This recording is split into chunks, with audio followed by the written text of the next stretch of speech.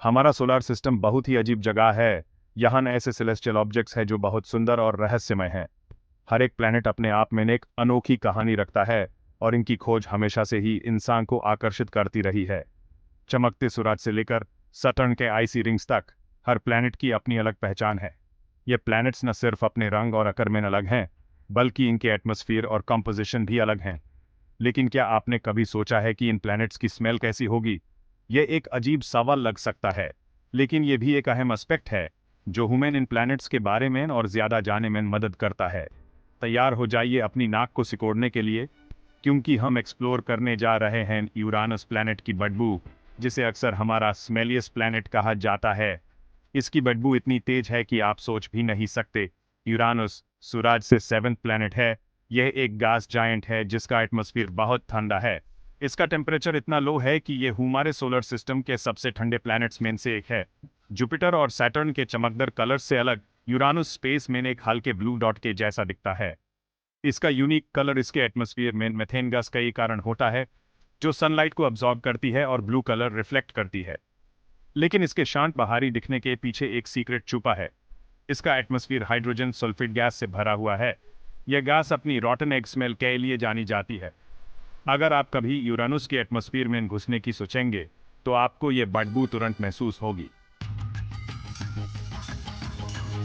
Hydrogen sulphide ये वो molecule है जो रॉटन एग्स की बदबू के लिए जिम्मेदार है। ये अर्थ पर बहुत कम मात्रा में पाया जाता है। ये डिकेइंग ऑर्गेनिक मैटर और वॉल्केनिक एक्टिविटी से बनता है। लेकिन यूरानस पर यह बदबू वाली गैस अपर एटमॉस्फेयर का एक बड़ा हिस्सा है।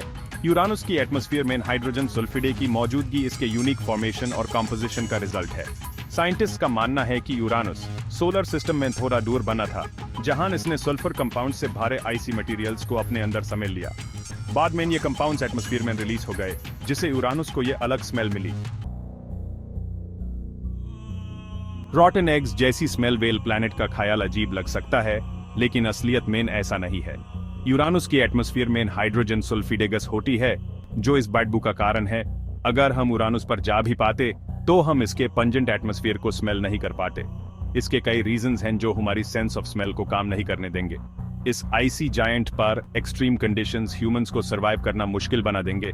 स्मेल करना तो बहुत दूर की बात है।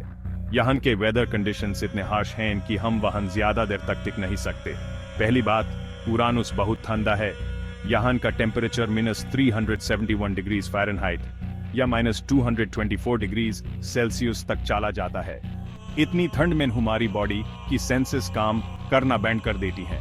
इतने कम टेम्परेचर में हमारी स्मेल करने की शक्ति काम करना बैंड कर देगी। हमारी नाक इतनी ठंड में इफेक्टिवली काम नहीं कर पाएगी।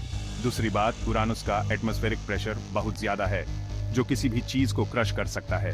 ये प्रेशर इतना इंटेंस है कि हमारी बॉडी उसे हैंडल नहीं कर पाएगी। आखिर में एटमॉस्फेयर खुद ही ह्यूमंस के लिए जहरीला है। यहाँ हाइड्रोजन सल्फाइड और दूसरी हार्मफुल गैसेस ज्यादा मात्रा में हैं। ये गैसेस न सिर्फ बदबू करती हैं, बल्कि हमारे लिए जानलेवा भी हो सकती हैं। इसलिए यूरानस को स्मेल करना नामुमकिन है और न ही safe.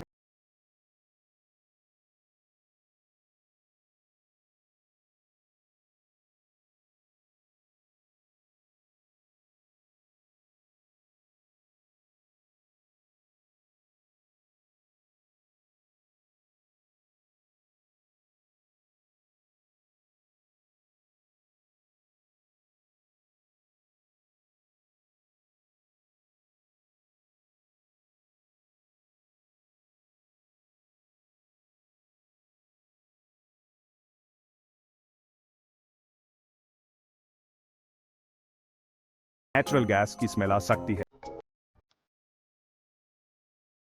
Section 5, beyond the stench, the importance of studying planetary एटमॉस्फेयर्स। रॉटन eggs जैसी स्मेल वेल प्लैनेट का ख्याल थोड़ा अजीब लग सकता है, लेकिन यह सिर्फ एक शुरुआत है। प्लैनेटरी एटमॉस्फेयर्स का स्टडी करना यूनिवर्स को समझने के लिए बहुत इंपॉर्टेंट है, क्योंकि ये ह्यूमन प्लैनेट्स के बारे में गहरा इंसाइट देते हैं। एटमॉस्फेयर्स की कंपोजिशन को एनालाइज करके हम प्लैनेट्स के फिजिकल और केमिकल प्रॉपर्टीज को समझ सकते हैं। साइंटिस्ट प्लैनेट की फॉर्मेशन, एवोल्यूशन और लाइफ के चांसेस के बारे में जानकारी हासिल कर सकते हैं, जो हमें उनके हिस्ट्री और फ्यूचर के बारे में भी बताता है। मेथेन और ऑक्सीजन जैसी गैसेस की प्रेजेंस सिर्फ केमिकल रिएक्शंस नहीं, बल्कि बायोलॉजिकल एक्टिविटी का इंडिकेशन भी हो सकती है। ये गैसेस ह्यूमन बताती हैं कि वहां पे लाइफ होने के चांसेस हैं या नहीं। एक्सोप्लैनेट्स, जो प्लैनेट्स हमारे सोलर सिस्टम के बाहर हैं, उनके एटमॉस्फेयर्स को समझना अर्थ के अलावा लाइफ ढूंढने के लिए बहुत इंपॉर्टेंट है। ये ह्यूमन बताता है कि क्या हमारे सोलर सिस्टम के बाहर भी लाइफ एग्जिस्ट कर सकती है। तो अगली बार जब आपको कोई बदबू आए, सोचिए कि यह स्मेल कितनी वैल्यूबल इंफॉर्मेशन दे सकती है। याद रखिए कि फॉलेस्ट ऑफ स्मेल्स भी यूनिवर्स के बारे में वैल्यूबल क्लूज दे सकती हैं, जो ह्यूमन नए डिस्कवरीज तक ले जा सकती हैं।